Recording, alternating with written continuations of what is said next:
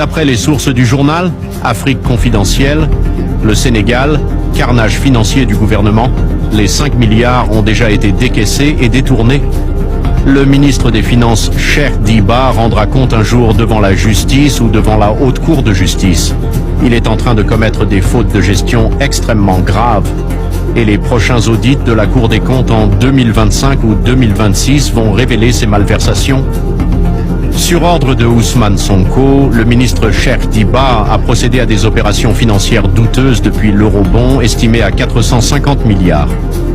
Fraîchement arrivé au pouvoir, Ousmane Sonko avait besoin de liquidités. C'est ainsi que des opérations frauduleuses ont été faites par des coupes budgétaires sur fond de détournement d'argent public. Sonko et Diomaye ont été déçus après leur prise de service car ils croyaient qu'ils allaient trouver des mallettes remplies d'argent à la présidence. Or, les finances publiques ne marchent pas comme ça.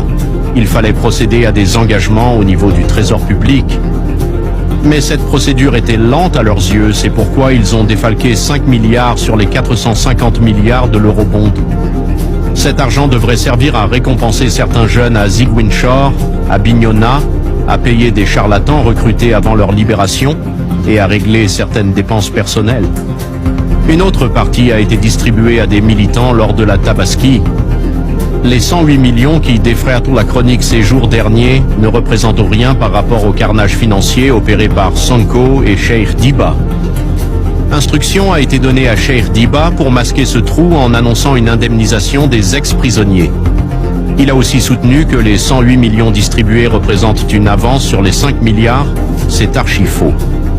Les 5 milliards ont été consommés par Ousmane Sonko, Bassirou Diomaye Faye et Cheikh Diba. Le président de la République n'est pas mêlé dans ces opérations frauduleuses, même s'il a reçu sa part du butin. Le Forum civil et le député Abdou Mbow ont bien fait d'exiger des comptes.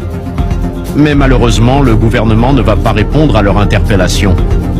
Cheikh Diba travaille d'arrache-pied pour masquer le carnage financier en fabriquant de faux chiffres financiers et de faux documents administratifs. Afrique confidentielle promet d'y revenir.